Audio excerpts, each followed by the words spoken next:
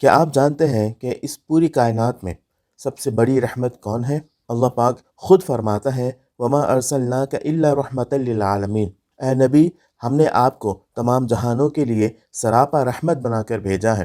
اللہ نے آپ صلی اللہ علیہ وسلم کی صفت بیان کی، یہ اللہ کی رحمت ہے کہ آپ ان کے لیے نرم مزاج ہیں۔ اگر آپ سخت دل ہوتے تو سب آپ کے گرد سے چھٹ جاتے۔ آپ صلی اللہ علیہ وسلم نے خود فرمایا، میں تو اللہ کی طرف سے بھیجی گئی ایک رحمت ہوں۔ صحابہ نے عرض کیا، یا رسول اللہ، مشرکین پر بد دعا کیجیے۔ آپ صلی اللہ علیہ وسلم نے فرمایا، میں لعنت کرنے والا بنا کر نہیں بھیجا گیا، میں تو رحمت بنا کر بھیجا گیا ہوں۔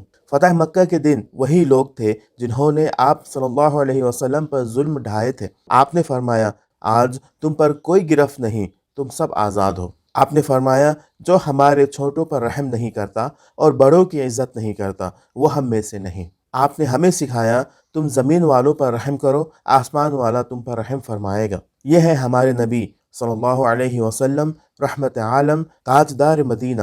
اللہ ہمیں آپ کی سچی محبت عطا فرمائے، آمین۔